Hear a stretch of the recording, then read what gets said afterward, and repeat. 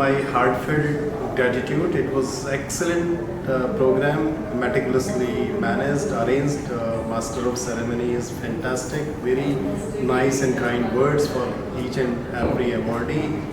Good, very excellent introduction, and the team is doing very well. I feel it is the recognition is the best motivation, and it shoulders more responsibility on what we are doing.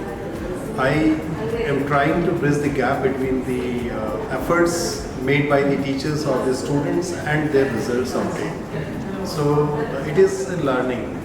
I mean, what is happening actually in the education system, that the students or the teachers, they are skipping the knowledge part, the understanding part, and they are putting more efforts in application and their skills. And actually, in the lack of the fundamentals, they are showing their poor results, and that is why the results are oscillating sometimes.